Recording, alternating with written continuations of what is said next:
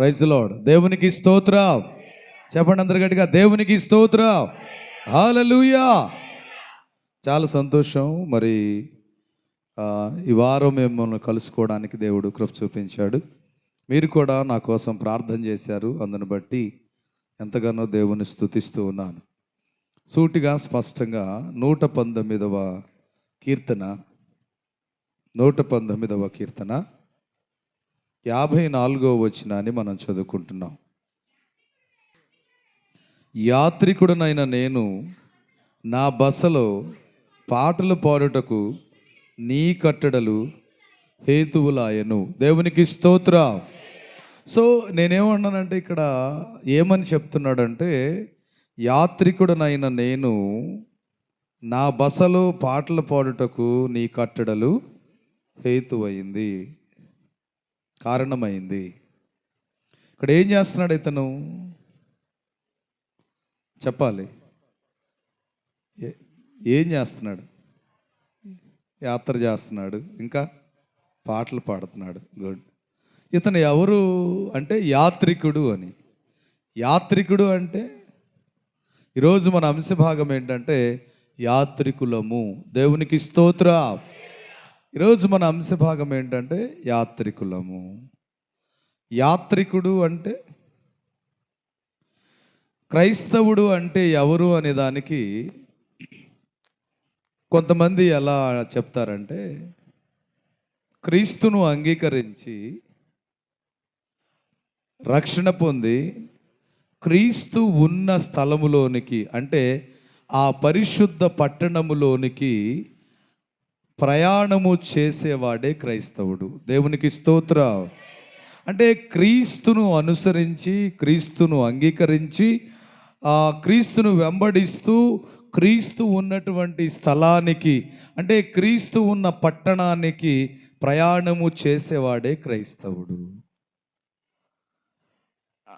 నేనేం చెప్తున్నానంటే, ఇది క్రైస్తవ యాత్రికుల గురించి నేను చెప్పాలనుకున్నాను. క్రైస్తవుడు కూడా క్రీస్తును అంగీకరించి, క్రైస్తవుడు కూడా క్రీస్తును అంగీకరించి, క్రీస్తును అనుసరిస్తూ క్రీస్తు ఉన్న స్థలానికి ప్రయాణము చేయడము. దేవునికి స్తోత్రం. సో నేనేమన్నానంటే, అందుకనే యాకోబు అనేటువంటి ఒక ఆయన్ని అడిగితే ఆయన ఏం చెప్పారంటే ఇలా చెప్పారు. ఆదికాండము 47వ అధ్యాయము, ఆదికాండము 47వ అధ్యాయంలో 9వ వచనాన్ని మనం చదువుతున్నాం. యాకోబు ఇలా మాట్లాడుతూ ఉన్నాడు. నేను యాత్ర చేసిన సంవత్సరములు 130, నేను జీవించిన సంవత్సరములు కొంచెముగాను దుఃఖ సహితముగాను ఉన్నవి. అవి నా పితరులు యాత్ర చేసిన దినములలో వారు జీవించిన సంవత్సరములన్నీ కాలేదని ఫరోతో చెప్పాడు. దేవునికి స్తోత్రం. అంటే ఇప్పుడు ఏం చెప్తున్నాడంటే, అయ్యా నేను యాత్ర చేసిన సంవత్సరములు 130 సంవత్సరాలు. అయితే ఈ యాత్ర సంవత్సరాల్లో నాకు దుఃఖము కూడా ఉంది అని చెప్తున్నాడు. యాకోబు ఫరో దగ్గరికి వచ్చినప్పుడు యోసేపు వాళ్ళ నాన్నగారు అంటే ఇండైరెక్ట్గా ఏం చెప్తున్నాడంటే యాత్రికుడిని అని చెప్తూ ఉన్నాడు అనమాట. ఇండైరెక్ట్గా అంటే ఈ భూమి మీద నేను ప్రయాణం చేసేవాడిని, ఈ భూమి మీద నేను ప్రయాణికుడిని, నేను ప్రయాణం చేసేవాడిని తప్ప ఇక్కడ శాశ్వతంగా స్థిరంగా ఉండేవాడిని కాదు. నేను యాత్రికుడిని. నేను యాత్ర చేసిన దినములన్నీ కూడా, సంవత్సరాలన్నీ కూడా 130 అని చెప్తున్నాను. అంటే నేనేమన్నానంటే, ఇందాక భక్తుడు ఏం చెప్తున్నాడంటే, నేను యాత్రికుడనై నేను నా బసలో నీ గురించిన పాటలు పాడుకోవడానికి నీ కట్టడం నాకు కారణమేని అంటున్నాడు. అంటే నేనేమంటానంటే, ఎవరైతే యేసుక్రీస్తును అంగీకరించి యేసును అనుసరిస్తూ యేసుని మరి అనుకరిస్తూ యేసు ఉన్న స్థలానికి వెళ్ళడానికి ప్రయత్నము చేస్తున్నారో వాళ్ళందరూ, మనమందరం కూడా యాత్రికులమే. దేవునికి స్తోత్రం. సో నేనేమన్నానంటే, ఈ యాత్రికుని యొక్క లక్షణాలు ఎలా ఉంటాయో ఒకసారి ఆలోచన చేద్దాం. నెంబర్ 1 చూద్దాము. ఇక్కడ చూద్దాము. యాత్రికుడు తన స్థలాన్ని విడిచిపెట్టవలెను తప్పనిసరిగా. యాత్రికుడు అంటే మన భాషలో అర్థం కావడానికి ప్రయాణికుడు అందాం మనం. ఎవరు? ప్రయాణికుడు. ఈ ప్రయాణికుడు ప్రయాణం చేయాలంటే మొదటిగా ఏం చేయాలి? చేయాల్సిన పని ఏంటి? చక్కగా బట్టలు వేసుకున్నాడు, రెడీ అయిపోయాడు. ఏం చేయాలి తర్వాత? ఇంట్లో అన్నీ సిద్ధపడిపోయాడు, బట్టలు వేసుకున్నాడు. ఏం చేయాలి? ప్రయాణం చేయడానికి ఏం విడిచిపెట్టాలి? ఇల్లే. ఇంట్లో నుంచి బయట ఏం చేయాలి? అక్కడ చివరి పెట్టేసి ఇంట్లో నుంచి ఏం చేయాలి? అడుగు బయట పెట్టాలి. అంటే అడుగు బయట పెడితే కానీ నీ ప్రయాణానికి మొదటి అడుగు పడదు. దేవునికి స్తోత్రం. సో విడిచిపెడితే కానీ నీ ప్రయాణం అనేది ప్రారంభం కాలేదు. నువ్వు అన్నీ సిద్ధపడడం అన్నీ చేసా, కానీ విడిచిపెట్టడం అనేది లేదు యాక్చువల్లీ. అందుకనే ఏమంటాడంటే, అబ్రహామా, నీ దేశాన్ని, నీ బంధువులను నువ్వు విడిచి నేను చెప్పిన స్థలానికి రా అంటాడనమాట. దేవునికి స్తోత్రం. అందుకని హెబ్రీలకు రాసిన పత్రికలో ఏమంటాడంటే, హెబ్రీ పత్రిక 11వ అధ్యాయము, హెబ్రీ పత్రిక 11వ అధ్యాయము 13వ వచనాన్ని మనం చూడబోతున్నాం. వీరందరూ ఆ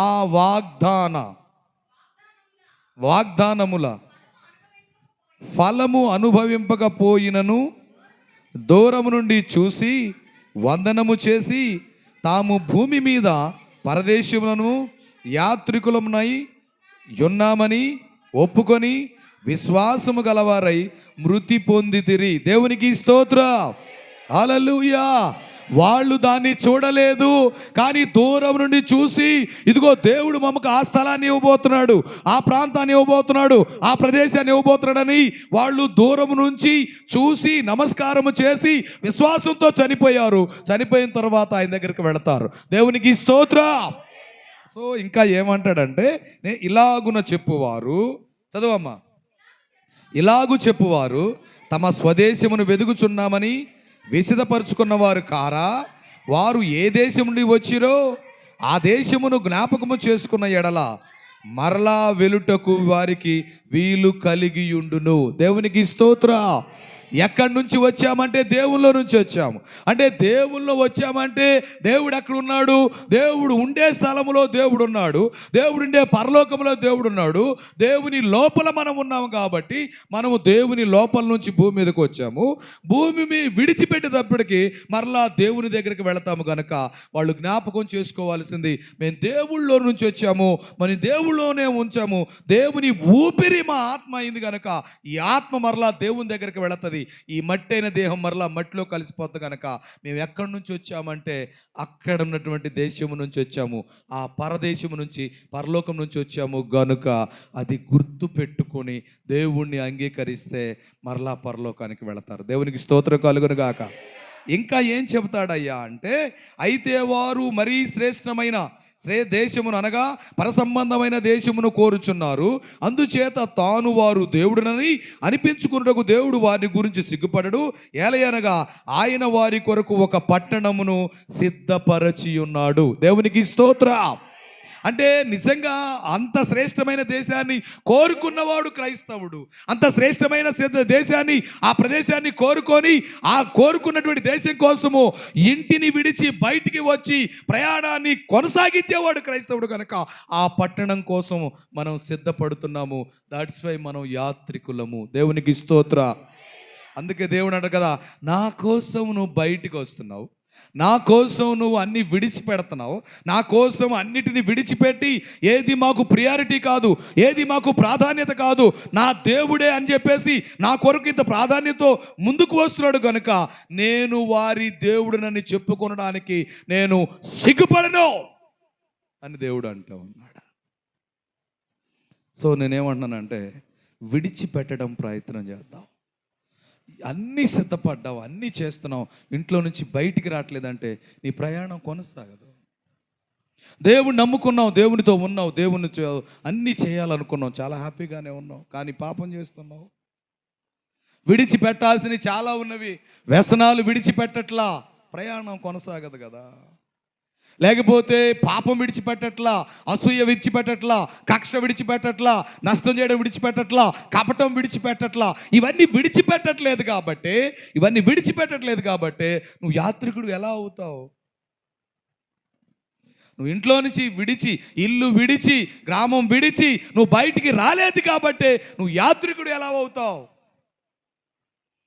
పాపం పోయిందని చెప్పుకున్న నీవు, పాపం అయిపోయింది, పరిహారం చేయబడింది, క్రీస్తు నా పాపానికి పరిహారం చేశాడని చెప్పుకున్న నీవు మరలా దాన్ని విడిచిపెట్టి రాకపోతే, దాన్ని విడిచి బయటికి రాకపోతే, వ్యసనాన్ని వదిలి, పాపాన్ని విడిచిపెట్టి, మరి అసూయని విడిచిపెట్టి, కక్షను విడిచిపెట్టి, క్రోధాన్ని విడిచిపెట్టి నువ్వు బయటికి రాకపోతే నువ్వు యాత్రికుడు ఎలా అవుతావు?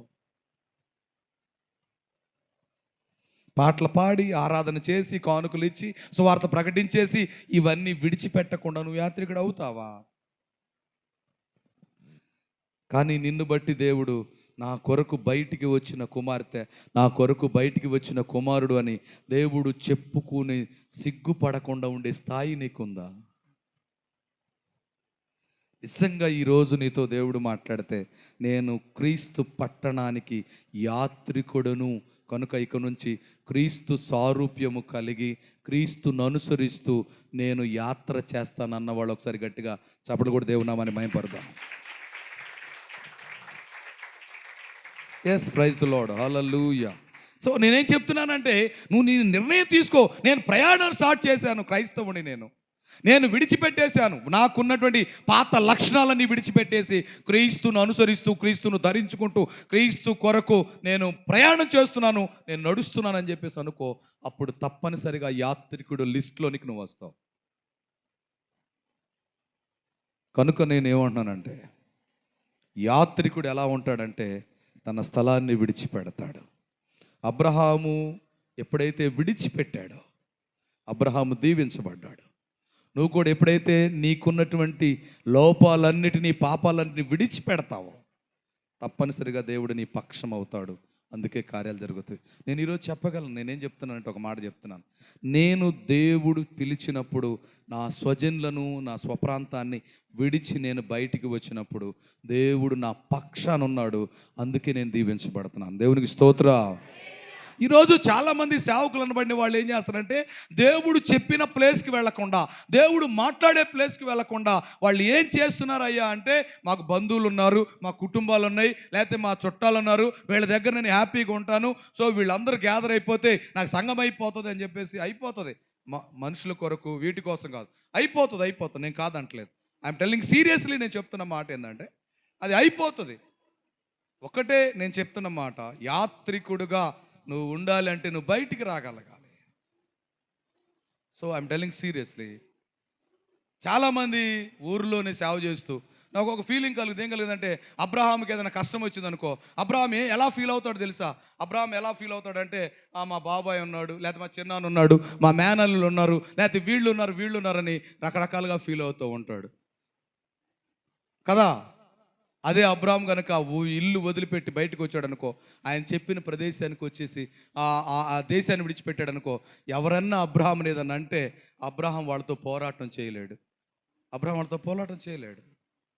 ఒక మాట కూడా మాట్లాడలేదు. ప్రభు ఆయన దేవుని దగ్గరికి వెళ్ళిపోయి ఒక రూములో కూర్చొని ఏం మాట్లాడతాడో తెలుసా? అయ్యా నేను ఇలాగున్నాను అయ్యా నేను, నా తప్పు లేదయ్యా, నా మాట లేదయ్యా, నేనేం అనలేదయ్యా, వాళ్ళు అనవసరంగా నన్ను దూషిస్తున్నారయ్యా, వాళ్ళు అనవసరంగా నేను అసలు తప్పుడు మాట కూడా మాట్లాడలేదయ్యా, నా పిల్లలు కూడా మాట్లాడలేదయ్యా, నా భార్య కూడా మాట్లాడలేదయ్యా, లేకపోతే అయ్యా నేను ఏమనలేదయ్యా, నేను అసలు ఏం అనలేదయ్యా, అయినా నా మీద అలా మాట్లాడుతున్నారయ్యా, నా కొరకు అలా పోట్లాడుతున్నారయ్యా, నా కొరకు ఇలాగ ఉన్నారయ్యా, నా కొరకు ఇలా చేస్తున్నారయ్యా, నువ్వు రమ్మంటే వచ్చాను కదయ్యా. అదే నాకు మా దేశంలో ఉంటే, మా ప్రదేశంలో ఉంటే, మా ప్రాంతంలో ఉంటే, మా వాళ్ళందరూ కూడా వస్తుంటే మరి నేను ఇలా అడగను కదా. నాకెవరున్నారు ఇంకా, నీవు తప్ప. నేనేమంటున్నానంటే, ఈరోజు దేవుని మీద ఆధారపడడం తప్ప, దేవునితో ఆధారపడడం తప్ప, దేవుని దగ్గర కన్నీరు కార్చడం తప్ప వేరొకటి కానే కాదు. దేవునికి స్తోత్రం, హల్లెలూయా, దేవునికి స్తోత్రం. సో నేనేం చెప్తున్నానంటే దేవుని కృప తప్ప వేరొకటి ఎవరు పట్టించుకోవాల్సిన అవసరం లేదు. దేవుని వాక్యం నడుస్తుంది, దేవుని కొరకు ముందు. సో ఒకటి, విడిచిపెట్టేవాడిగా ఉండాలి, విడిచిపెట్టే దానిగా ఉండాలి. రెండవ విషయాన్ని మనం మాట్లాడుతున్నాం. రెండవ విషయాన్ని చూడు, ఈ మాటలు యాత్రికుడు తన ప్రయాణములో శ్రమలన్నిటినీ తప్పకుండా ఆయన అనుభవించవలసిందే. దేవునికి స్తోత్రం, హల్లెలూయా. యాత్రికుడు తప్పనిసరిగా శ్రమలన్నిటినీ అనుభవించవలసిందే. దేవునికి స్తోత్రం. సో ఇప్పుడు నేనేమంటానంటే, నీ ప్రయాణంలో ఎన్నో శ్రమలు వస్తాయి, ఎన్నో కష్టాలు వస్తాయి, ఎన్నో ఇబ్బందులు వస్తాయి, ఎన్నో నష్టాలు వస్తాయి, ఎన్నో ఆటంకాలు వస్తాయి, అవమానాలు వస్తాయి, ఎన్నో శ్రమలు వస్తాయి. ఆ శ్రమలు వచ్చినంత మాత్రాన ప్రయాణాన్ని పోస్ట్ పోన్ చేసుకునేవాడు కాదు యాత్రికుడు. ప్రయాణాన్ని ఆపుకునేవాడు కాదు యాత్రికుడు. ప్రయాణాన్ని మరి వాయిదా వేసుకునేవాడు కాదు యాత్రికుడు. యాత్రికుడు ఎలా ఉంటాడా అంటే, ప్రయాణాన్ని కొనసాగించేవాడుగా ఉంటాడు. దేవునికి స్తోత్రం, హల్లెలూయా, హల్లెలూయా. సో ఇప్పుడు ఒక మాట చెప్తున్నాను. ఒక పడవ ఉంది కదా, ఒక పడవ. ఈ పడవని ఏం చేస్తారంటే, ఒకటే మాట, ఈ పడవని తయారు చేశారు. ఈ పడవను తయారు చేసిన తర్వాత ఈ పడవని ఏం చేశారయ్యా అంటే, ఈ పడవని ఒక ఒడ్డు దగ్గర ఒక లంగరు వేసేసేసి ఒక లంగరు కట్టేశారు. ఒక చెక్క కట్టేసేసి ఒక లంగరు కట్టేశారు. సో నేను మాట్లాడుతున్నానంటే, సో ఇప్పుడు ఏం మాట్లాడుతున్నానంటే, లంగరుకు వేసి కట్టేసి ఉంది పడవకి. లంగరు వేసి కట్టేసినప్పుడు ఏం జరుగుతుందయ్యా అంటే, పడవ చాలా భద్రంగా సేఫ్టీగా ఉంటుంది అనమాట. లంగరు వేస్తే పడవకు ప్రాబ్లం ఏమీ లేదు. లంగరు వేసారు, కట్టేశారు. లంగరు వేసి కట్టేశారు, పడవ చాలా సేఫ్టీగా ఉంటుంది, పడవకు ప్రాబ్లం ఏమీ కూడా లేదు. సో నేనేమన్నానంటే, లంగరుతో పడవని తయారు చేసి లంగరేసి కడితే పడవ చాలా భద్రంగా ఉంటుంది. ఉంటుందా ఉండదా? చాలా భద్రంగా ఉంటుంది. అదే పడవ కనుక నీళ్ళల్లోకి వెళితే, నీళ్ళల్లో అలలు ఎక్కువ కొట్టినాయి అనుకో, లేకపోతే తరంగాలు కొట్టేసినాయి అనుకో, తరంగాలు కొట్టేస్తే పడవకి ప్రమాదం ఉంది. సుడిగుండాలు ఉంటాయి సముద్రంలో. సుడిగుండాలు, ఒకవేళ సుడిగుండం అలా సుడులు తిరుగుతూ ఆ పడవ సుడి దగ్గరికి వెళ్ళిపోతే పడవ మునిగిపోయే ప్రమాదం ఉంది. అవునా కాదా? అంటే నేనేమన్నానంటే, నీళ్ళల్లో ఉంటే పడవకి ఏముంది? ప్రమాదం ఉంది. పడవను కనుక ఒడ్డును కట్టేస్తే పడవకు ప్రమాదము లేదా? అవునా కాదా? రైటా? దేవునికి స్తోత్రం. సో ఇప్పుడు నేనేమన్నానంటే, పడవని నీళ్ళల్లో కట్టేసి ఉంచేద్దామా అంటే, ఒడ్డును కట్టేసి ఉంచేద్దామా, నీళ్ళల్లో ప్రయాణంతో వదిలేద్దామా?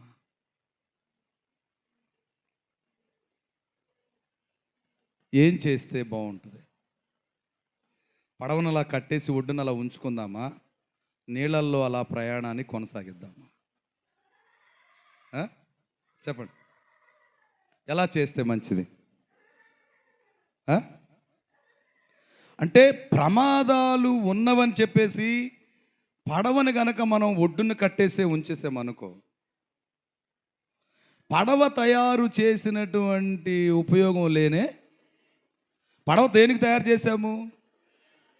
ప్రయాణానికే తయారు చేశాం.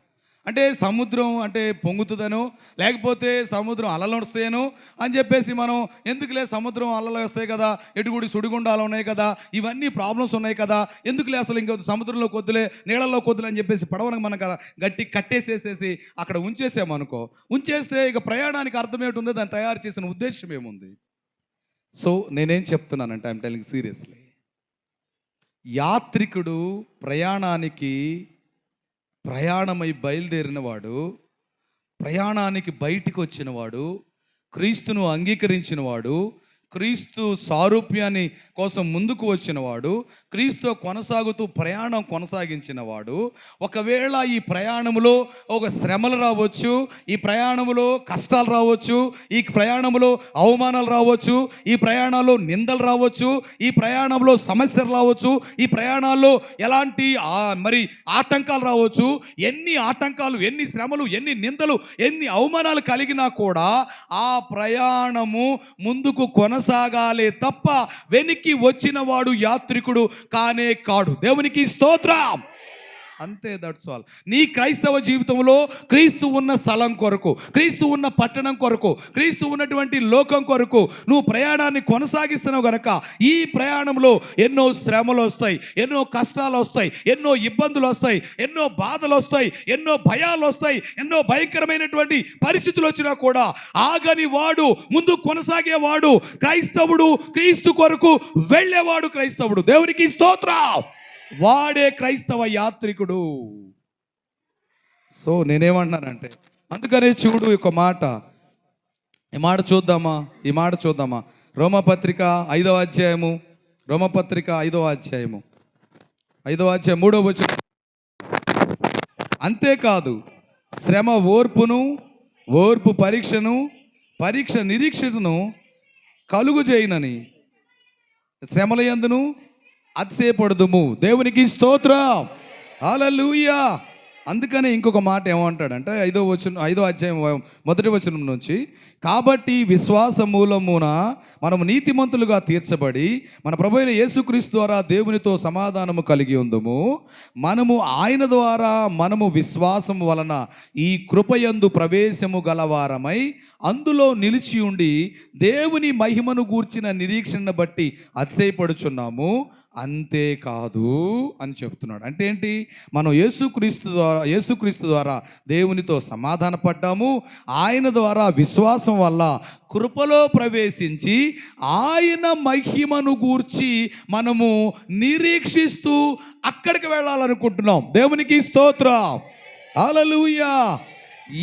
అంతేకాదు శ్రమ ఓర్పును వస్తుంది. శ్రమ నిజంగా నీకు శ్రమ కలిగితే నువ్వు ఎంతవరకు సహిస్తావు, ఎంతవరకు ముందుకు వెళతావు, ఎంతవరకు మరి నువ్వు తట్టుకుంటావని దేవుని వాక్యం సెలవిస్తూ ఉంది. సో ప్రియులారా, నేనేమంటున్నానంటే శ్రమలు అనేవి తప్పనిసరిగా అవసరము. అందుకని ఇశ్రాయేల్ ప్రజలు భోజనానికి ఇబ్బంది పడవలసి వచ్చింది, నీటికి ఇబ్బంది పడ్డారు. ఐగుప్తు నుండి నిజంగా 3 వారాల్లో కానానుకు వెళ్ళవలసిన దూరమును వారికి చుట్టి తిప్పి 40 సంవత్సరాలు ప్రయాణము చేయవలసిన స్థితికి దేవుడు వాళ్ళు నడిపించాడు. అంటే మ్యాక్సిమం ఒక మాట చెప్పుకోవాలంటే 3 వారాల్లో జరగాల్సిన ప్రయాణాన్ని 40 సంవత్సరాలు కూడా దేవుడు నడిపిస్తే వాళ్ళకు నీటి కొరత వచ్చింది, వాళ్ళకి మరి శ్రమ కలిగింది, ఆహార కొరత వచ్చింది. ఇవన్నీ జరిగినా కూడా దేవుని కొరకు ప్రయాణం కొనసాగించారు. దేవునికి స్తోత్రం. నీ కుటుంబంలో అప్పుల శ్రమ ఉండొచ్చు, లేకపోతే దూషణ శ్రమ ఉండొచ్చు, నిందల శ్రమ ఉండొచ్చు, అనుకున్నవి జరగకపోవచ్చు. లేకపోతే ఏంటంటే నువ్వు ఎంత బాగా దేవుని ఆరాధన చేస్తున్నావు, ఎంత బాగా దేవుల్లో ఉపవాసం ఉన్నావు, ఎన్నెన్ని కోటాలకు వెళ్తున్నావు, ఇవన్నీ జరిగిస్తున్నా కూడా సమస్య నీ ఇంట్లోనే ఉంది, శ్రమ నీ ఇంట్లోనే ఉంది, ఇబ్బందులు నీ ఇంట్లో ఉన్నవి. ఎందుకు ఈ శ్రమలు, ఎందుకు ఈ కష్టాలు, ఎందుకు ఈ రోగాలు, ఎందుకు ఈ బాధలు, ఎందుకు ఈ మన పరిస్థితులు అని చెప్పేసి నువ్వు అనుకుంటున్నా కూడా ఆఖరికి సలహా ఇస్తారు కదా, ఎందుకు నీకు ఎన్ని శ్రమలు వస్తున్నాయి, ఎన్ని కష్టాలు వస్తున్నాయి, వరుస 4 కష్టాలు వస్తాయి, 4 బాధలు వస్తాయి. కానీ యాత్రికుడు ఏమైపోంటాడు తెలుసా? ఎన్ని శ్రమలు వచ్చినా, ఎన్ని కష్టాలు వచ్చినా, ఎన్ని బాధలు వచ్చినా నా ప్రయాణాన్ని ముందు కొనసాగిస్తాను కానీ నా ప్రయాణాన్ని ఆపలేను గనుక అతను నిజమైన యాత్రికుడు. దేవునికి స్తోత్రం. హల్లెలూయా. సో నేనేమంటానంటే 4వ విషయాన్ని మనం చూద్దాం. యాత్రికునికి తప్పనిసరిగా తన ప్రయాణంలో ఓర్పు అవసరం. 1, యాత్రికుడు తన ఉన్న స్థలాన్ని విడిచిపెట్టాలి. 2వ యాత్రికుడు ఆ శ్రమలు ఎదుర్కోవాలి. 3వదిగా యాత్రికుడు ఏం చేయాలయ్యా అంటే ఓర్పు అవసరం.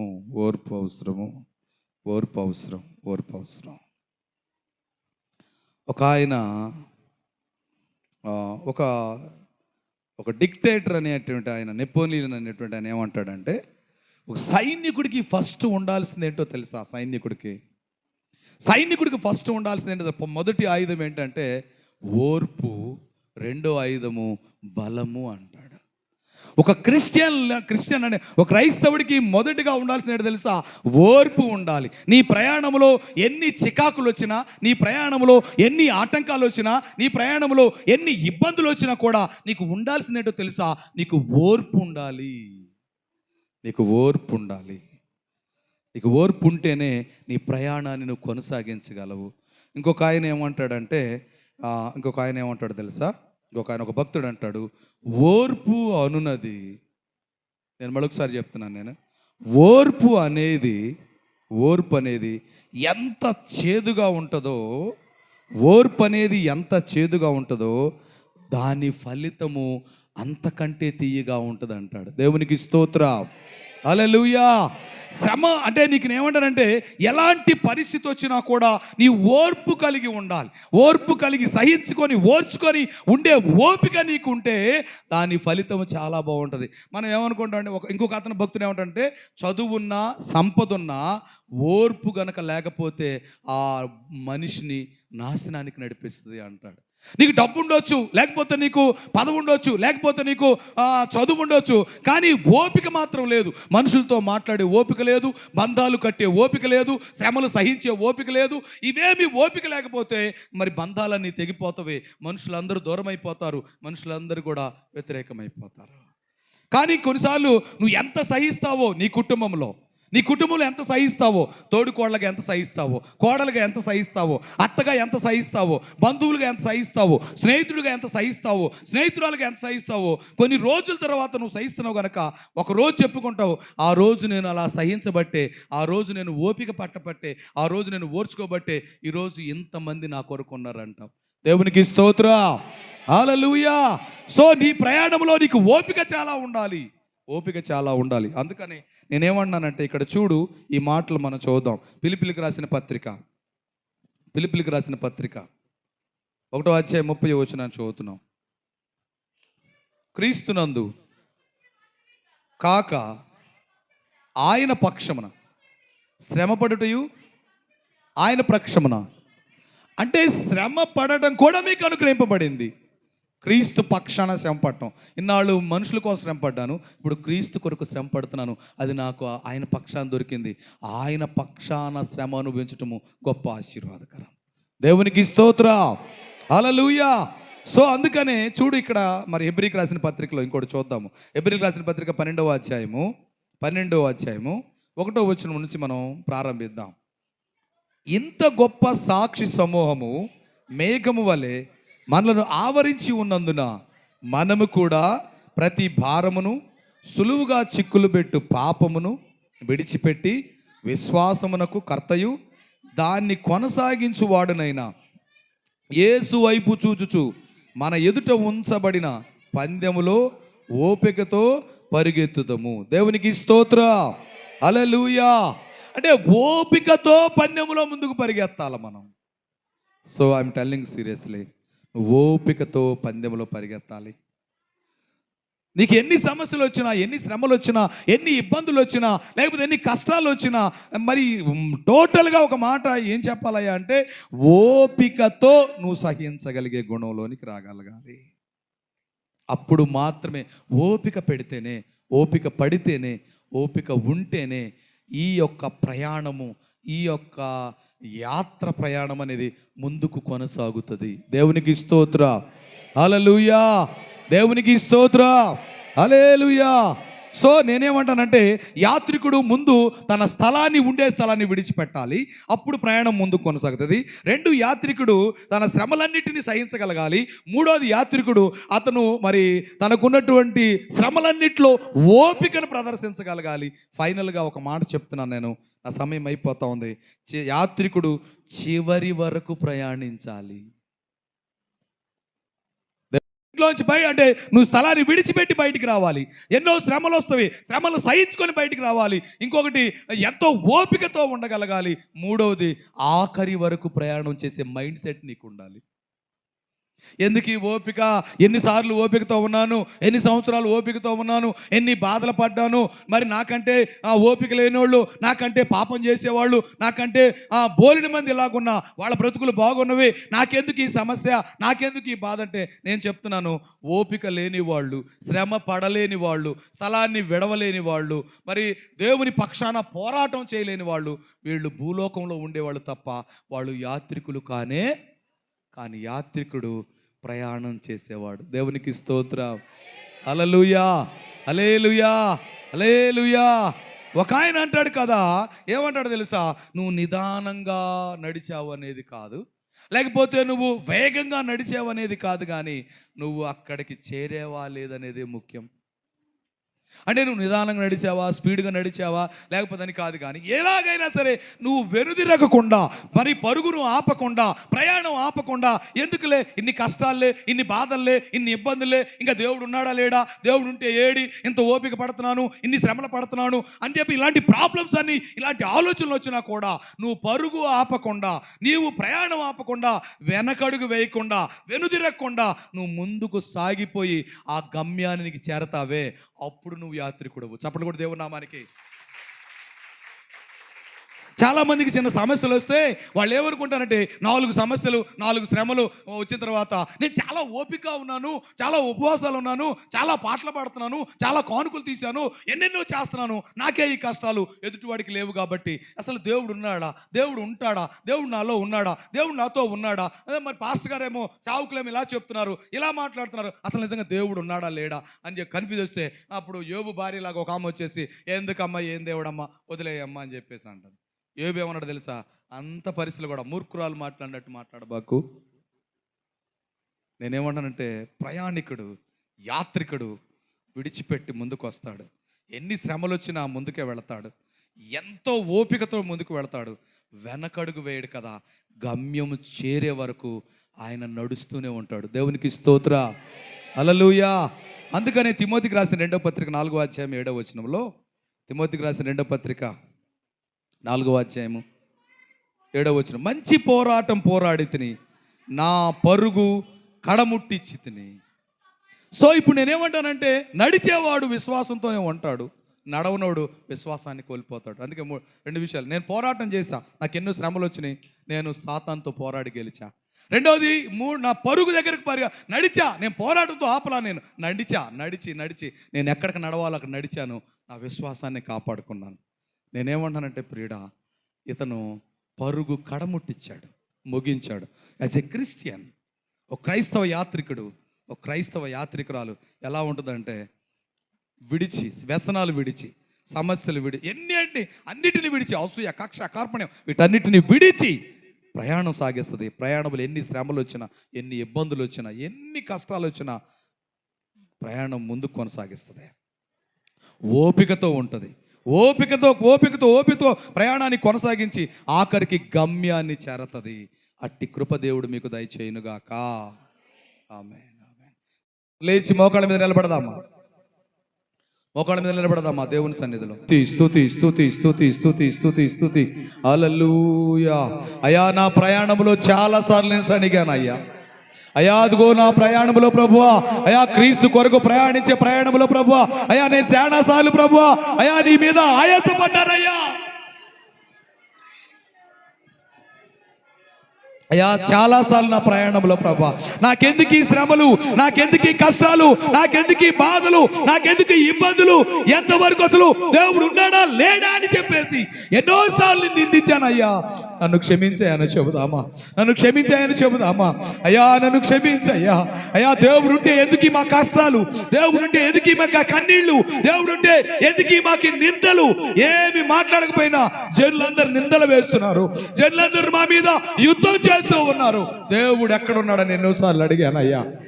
ఓపికతో ఉండమని చెప్పిన దేవుడు అయ్యా, శ్రమలు సహించమని చెప్పిన దేవుడు అయ్యా, ప్రయాణాన్ని ముందుకు వెళ్ళమని చెప్పిన దేవుడు అయ్యా, ప్రయాణాన్ని ఆపకూడదని చెప్పిన దేవుడు అయ్యా.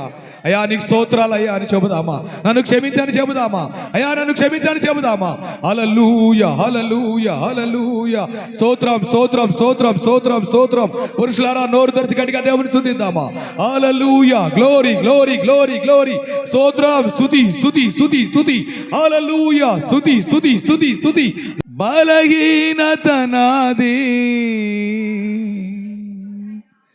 నీ బలమును ఇచ్చావు, దారిద్ర్యత నాది, దాతృత్వమునిచ్చావు, భయభ్రాంతులు నావి, నీ ధైర్యమునిచ్చావు, మరణమే నాది, అమరత్వమునిచ్చావు. నా గమనమును మార్చావయ్యా,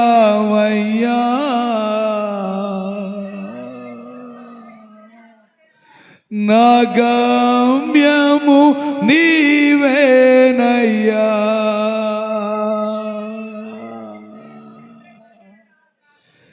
నా గమనమును మార్చావయ్యా,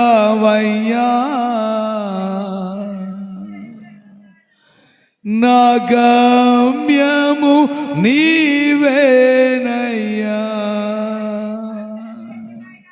thank you father, we praise. అయ్యా నా గమ్యం నీవేనయ్యా.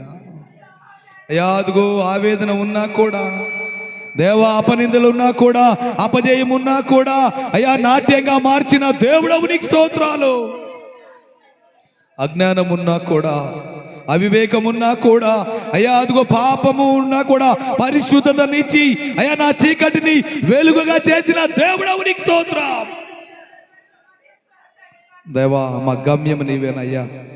ఈ యాత్ర ప్రయాణములో, ఈ యాత్రలో, ఈ ప్రయాణంలో యాత్రికుడుగా అయ్యా ఎన్ని శ్రమలు వచ్చినా, ఎన్ని కష్టాలు వచ్చినా, ఎన్ని బాధలు వచ్చినా అయ్యా వెనుదిరగనివ్వక నడిపిస్తున్న దేవుడవు నీకే స్తోత్రం.